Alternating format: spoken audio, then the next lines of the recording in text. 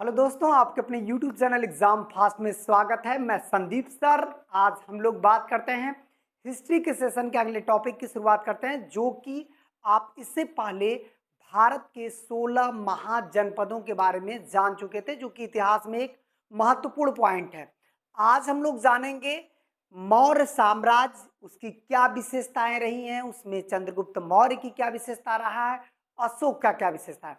आज के वीडियो में पूरी की पूरी आपको कंपटीशन में मौर्य वंश से जितना प्रीवियस ईयर क्वेश्चन आया है प्लस आगामी जो भी क्वेश्चन आएगा वो सभी आप इस वीडियो में देखेंगे। तो चलिए हम लोग आज के सेशन की शुरुआत करते हैं। यहाँ पे कह रहा है कौटिल्य की अर्थशास्त्र हमें प्रशासन के बारे में जानकारी देता है। इसका मतलब है कि जो कौटिल्य की किताब है वो कौन सी है, वो अर्थशास्त्र की किताब है और इसके बारे में ये बता रहा है कि ये हमारे मौर्य शासन के बारे में एक जानकारी देती है। और इसमें मौर्य काल को के प्रशासन को कुल कितने भाग में बांटा गया था, कुल कितने भाग में मौर्य काल के प्रशासन को बांटा गया था, उसकी हम लोग इस वीडियो में चर्चा करते हैं। तो यहाँ पर देखिएगा, इस क्वेश्चन में 7 भाग में जो है मौर्य काल के प्रशासन को बांटा गया था। ठीक है, कौटिल्य जो है ये सबसे पहले घनानंद के साम्राज्य में रहता था, हालांकि उनसे नाराज होकर चंद्रगुप्त मौर्य के साम्राज्य में रहने लगा। ठीक है, मौर्य वंश के बारे में इतिहास की जानकारी हमें अर्थशास्त्र से भी मिलती है। हमारा जो अर्थशास्त्र है वो मौर्य वंश के इतिहास के बारे में जानकारी देता है। और फिर इसके बाद हम लोग और आगे बढ़ते हैं। यहाँ पर देखिएगा, यहाँ पर हो जाएगा आपका कि मौर्यकालीन, देखिए मौर्यकालीन भारत में मौर्यकालीन भारत के विकिरण वाली इंडिका के लेखक, मतलब एक मौर्यकालीन भारत में एक इंडिका पुस्तक लिखी गई थी। ये पुस्तक आंखों देखा वर्णन है, आंखों देखा वर्णन, आंखों देखा वर्णन। इसका मतलब ये हो गया कि सजीव वर्णन, सजीव वर्णन, सजीव रूप से देख करके घटनाओं को जो वर्णन किया गया उसे हम लोग सजीव वर्णन भी कह सकते हैं, जो आंखों देखा वर्णन भी कह सकते हैं। तो इसकी जो जानकारी होती है, मतलब इसके बारे में जो जानकारी है आंखों देखा वर्णन, तो वो किस में है, तो ये आपका क्या हो जाएगा, ये हो जाएगा आपका इंडिका नामक पुस्तक में। और इंडिका मैगस्थनीज का है, यहाँ तक कि कई बार देता है शैलुकस, शैलुकस व चंद्रगुप्त मौर्य, चंद्रगुप्त मौर्य के युद्ध का जो वर्णन मिलता है, चंद्रगुप्त मौर्य के युद्ध का वर्णन मिलता है, वो युद्ध का वर्णन कहाँ पे मिलता है, तो ये किस किताब में मिलता है, इंडिका नामक।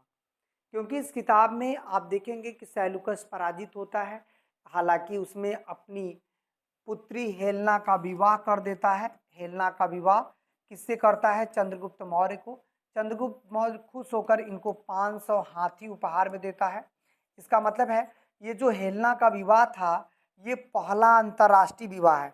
कई बार ये भी देता है कि पहला अंतर्राष्ट्रीय विवाह, मतलब हमारे देश से बाहर जो अंतर्राष्ट्रीय विवाह हुआ था वो किसके साथ पहला अंतर्राष्ट्रीय विवाह हुआ था, तो ये चंद्रगुप्त मौर्य के साथ जो विवाह हुआ था हेलना का, ये पहला अंतर्राष्ट्रीय विवाह है। ठीक है, ये क्वेश्चन आपका एग्जामिनर यहाँ से दे सकता है।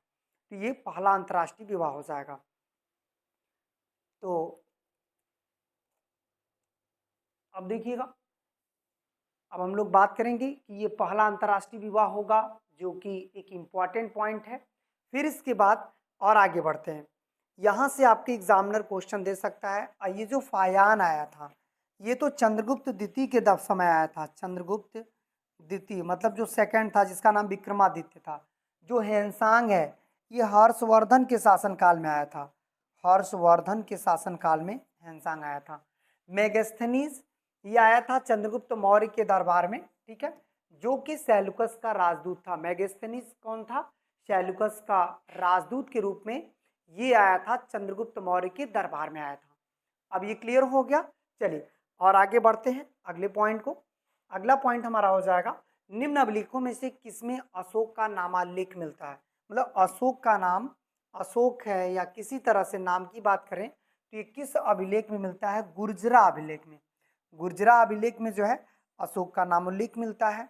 फिर भाब्रू अभिलेख राजस्थान में है, इसमें अशोक के बारे में कुछ जानकारी होती है। और हरौरा जो अभिलेख है वो मिर्जापुर में है उत्तर प्रदेश में, यहाँ से भी जो है अशोक के जो है जानकारी देता है, जो लोगों को संदेश देता है। सारनाथ जो है अभिलेख, जो कि धमेक स्तूप भी है और सारनाथ में अभिलेख भी है, तो ये जो है अशोक के बारे में जानकारी देते हैं। ठीक है, चलिए और आगे बढ़ते हैं। भारत के पहले साम्राज्य की स्थापना किस वंश द्वारा किया गया? मतलब पहला भारतीय जो वंश था वो किस राजवंश में था? तो वहां से आपका एग्जामिनर क्वेश्चन दे सकता है, मतलब ये पहला भारतीय राजवंश था। यहाँ पर देखिए भारतीय राजवंश से क्वेश्चन दे रहा है। भारतीय राजवंश, ये पहला भारतीय राजवंश था। ये कहाँ से शुरू होता है? तो याद रखना है कि जो भारतीय राजवंश होता है उसकी जो शुरुआत होती है वो चंद्रगुप्त मौर्य से होती है। इसका मतलब है पहला पूर्णतः भारतीय राजवंश कौन सा था? मौर्य वंश था। मौर्य वंश भारत का पूर्णतः भारतीय राजवंश था। अब इसके बाद हम लोग बात करेंगे कि मौर्य वंश की स्थापना किसने किया था। तो मौर्य वंश की स्थापना आप देखेंगे कि नंद वंश के अंतिम शासक, नंद वंश के अंतिम शासक कौन था? मौर्य वंश के पहले कौन सा राजवंश चलता था? नंद वंश। उसका अंतिम शासक था घनानंद। उसके अंतिम शासक घनानंद को चंद्रगुप्त मौर्य ने क्या किया? पराजित कर दिया, और पराजित करके इसको मार दिया। मारने के बाद एक नया राजवंश बनाया, उसका नाम क्या था? चंद्रगुप्त मौर्य ने जो नया राजवंश बनाया उसका नाम मौर्य वंश था। अब समझ में आ गया? चलिए और आगे बढ़ते हैं। अगला क्वेश्चन देखिएगा। अगला क्वेश्चन हो जाएगा आपका चंद्रगुप्त मौर्य के प्रारंभिक जीवन। इसका मतलब है प्रारंभिक जीवन का विकिरण प्रस्तुत किया गया है। मतलब इनमें से उनका जो चंद्रगुप्त मौर्य का प्रारंभिक जीवन था, मतलब चंद्रगुप्त मौर्य जो उसके जीवन की शुरुआत होती है वो प्रारंभिक जीवन था। और उसमें पूछता है कि प्रारंभिक जीवन में जो है कौन सी सूचनाओं से हमें प्राप्त होती है? क्या अर्थशास्त्र से प्राप्त होता है? नहीं, ये कौटिल्य की अर्थशास्त्र है, लेकिन इससे प्राप्त नहीं होता है। इससे मौर्य वंश के बारे में जानकारी मिलती है। ये होता है महावंश टीका। महावंश टीका जो है एक ग्रंथ है जिससे चंद्रगुप्त मौर्य के प्रारंभिक जीवन के बारे में क्या होता है? जानकारी प्राप्त होती है इसी जो है वंश टीका से। ठीक है, चलिए और आगे बढ़ते हैं। चंद्रगुप्त मौर्य के गुरु कौन थे? मतलब चंद्रगुप्त मौर्य जो था उसके गुरु स्कंदगुप्त थे, विष्णुगुप्त थे, विष्णु शर्मा थे या कल्लड़ थे? कल्लड़ तो एक लेखक हैं जिन्होंने रास तरंगिणी, बहुत चर्चित पुस्तक रही है कल्लड़ की, जो रास तरंगिणी रही है। ठीक है, और विष्णुगुप्त गुप्त वंश के थे। स्कंदगुप्त इसी के समय हुड़ों का भारत पे आक्रमण हुआ था। इसका मतलब है ये किसके लिए जाने जाते हैं? हुड़ों के आक्रमण, हुड़ों के आक्रमण। और ये आक्रमण कहाँ से जानकारी मिलती है? सैदपुर के भीतरी अभिलेख से। किस अभिलेख से जानकारी मिलती है? भीतरी अभिलेख से जो है ये जानकारी प्राप्त होती है। लेकिन अब यहाँ पर क्वेश्चन ये पूछ रहा है कि चंद्रगुप्त मौर्य का गुरु कौन था? तो जब ये बताइए कि स्कंदगुप्त थे नहीं और कल्हड़ थे नहीं, ठीक है, तो चंद्रगुप्त मौर्य का जो गुरु था वो कौन था? तो ये हो जाएगा आपका विष्णुगुप्त। विष्णुगुप्त हो जाएगा। ठीक है, चलिए और आगे बढ़ते हैं। यहाँ पर किस मौर्य राजा के ने दक्कन पर विजय प्राप्त किया था? मतलब दक्कन का अर्थ होता है, ये दक्कन वाला जो क्षेत्र था वो कहाँ कहाँ पर था? महाराष्ट्र में था, महाराष्ट्र और कर्नाटक, मूल रूप से उसी क्षेत्र में दक्कन का विस्तार है। तो यहाँ पर ये देखिएगा कि दक्कन, बिंदुसार, अशोक, चंद्रगुप्त मौर्य या कनिष्क। तो मौर्य राजा, यहाँ पर देखिए मौर्य राजा, तो कनिष्क कौन था? कुषाण राजा था, कुषाण वंश का राजा था। और बिंदुसार यदि देखा जाए तो ये भी मौर्य राजा था, मौर्य। और अशोक भी मौर्य राजा था, चंद्रगुप्त मौर्य भी मौर्य राजा था। अब इसमें ये पूछ रहा है कि कौन जो है दक्कन पर विजय प्राप्त किया था? तो इसका सही आंसर क्या हो जाएगा? चंद्रगुप्त मौर्य हो जाएगा। ठीक है, चलिए किस राजा की कहानी मुद्रा राक्षस नाटक के विषय में प्राप्त होती है? जो मुद्रा राक्षस नाटक है उसमें किस राजा की कहानी प्राप्त होती है? जयचंद, चंद्रगुप्त सेकेंड, चंद्रगुप्त। ये मुद्रा राक्षस मौर्य वंश के बारे में जानकारी देती है कि जो चंद्रगुप्त मौर्य के शासन के बारे में जानकारी देती है। तो यहाँ से भी आपका एग्जामिनर क्वेश्चन पूछा हुआ है कि जो मुद्रा राक्षस है ये किसने लिखा है मुद्रा राक्षस को? तो मुद्रा राक्षस को लिखे हैं विष्णुदत्त।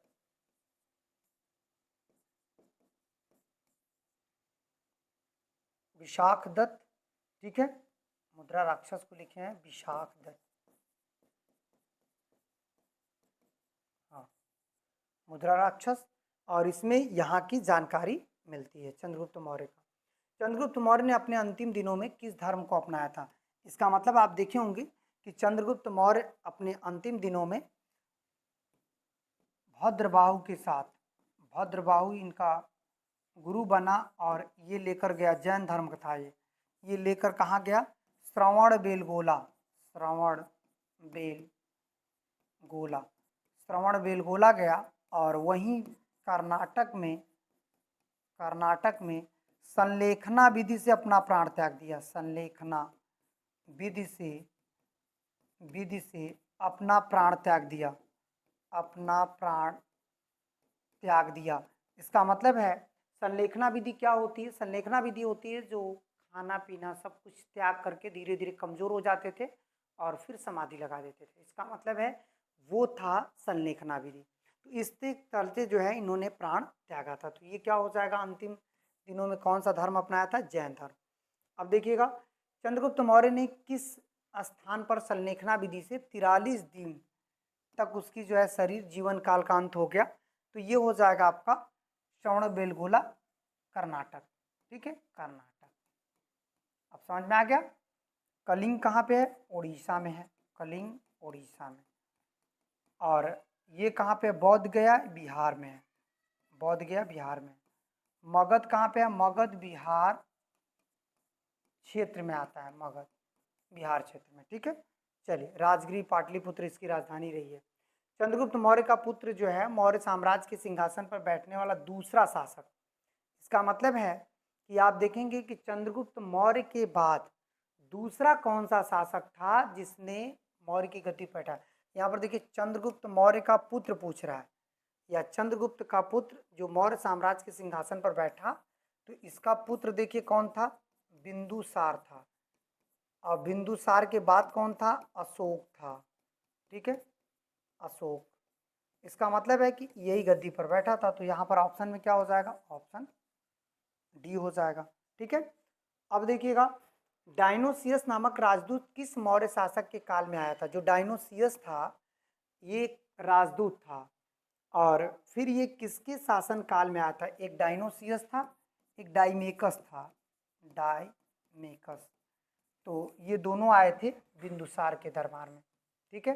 हालांकि डायनोसियस अशोक से ही मिलकर चला गया, लेकिन उस समय राजा कौन था भारत का? तो बिंदुसार था, ठीक है।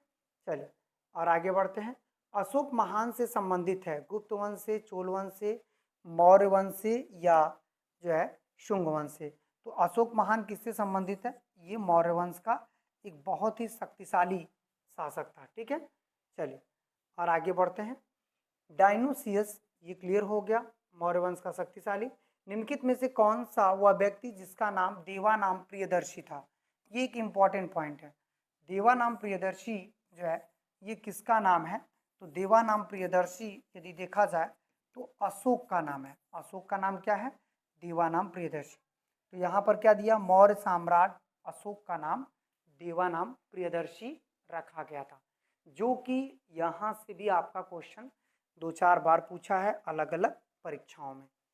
अब आते हैं, निम्न में से किस मौर्य राजा ने कलिंग युद्ध के बाद बौद्ध धर्म और उसके अहिंसा के सिद्धांत को अपना लिया था? इसका मतलब है कि कौन सा एक मौर्य राजा था जिसने बौद्ध धर्म अपनाया और उसके अहिंसा, मतलब अब हिंसा नहीं करेगा जीवन में? तो ये कौन था? अशोक। अच्छा, कलिंग युद्ध कब हुआ था? 261 ईसा पूर्व। ये कलिंग है कहाँ पे? उड़ीसा में है। और यहीं पे अशोक ने इस युद्ध के बाद जो है अपनी जो है नीति बदल दी। इसका मतलब है आक्रामक नीति की जगह धम्म नीति, और इसके अलावा उसने बौद्ध धर्म, ताकि एक शांतिप्रिय धर्म हो, लोगों को आपस में लड़ने से रोकने का प्रावधान अब अशोक ने बनाया। यहाँ तक कि अलग अलग जगहों पर शिलालेख लिखवाया और उसमें संदेश दिया कि अब भविष्य में कोई भी इस तरह का रक्तपात नहीं होना चाहिए। ठीक है, अब देखिए फिर आते हैं कलिंग युद्ध की हिंसा को देखकर प्रतिशोध लेने की सोच रखने वाले सम्राट का अशोक हृदय परिवर्तन हुआ और वो स्थिर चित्त एवं शांतिप्रिय सम्राट और अनुयायी बन गया। किसका अनुयायी बन गया? तो इसका मतलब है कि जैसे 261 में कलिंग युद्ध हुआ और बौद्ध धर्म का अनुयायी बन जाता है। कौन? चंद्रगुप्त मौर्य। ठीक है, अब बौद्ध धर्म को अपना लेता है। अब आते हैं निम्न में से कौन सा राजा संघमित्रा और महेंद्र, जो संघमित्रा है और महेंद्र वर्मन का पिता है। इसका मतलब है कि संघमित्रा और महेंद्र वर्मन का पिता कौन है? अशोक है। अशोक की पुत्री संघमित्रा थी, महेंद्र वर्मन उसका पुत्र था महेंद्र। ठीक है, तो ये आपका इम्पोर्टेंट फैक्टर हो सकता है, संघमित्रा से संबंधित क्वेश्चन एग्जामिनर पूछ सकता है। अब इसके बाद आते हैं अशोक के प्राचीनतम प्राप्त अभिलेख निम्न में से किस लिपि में लिखे गए? जैसे अशोक ने जो लिपि लिखा है तो वो देखिए खरोष्टी भी लिपि लिखवाया है, ब्राह्मी भी लिपि लिखवाया है और देवनागरी तो लिपि हिंदी है, ठीक है, उसको छोड़िए, लेकिन अरमाइक लिपि,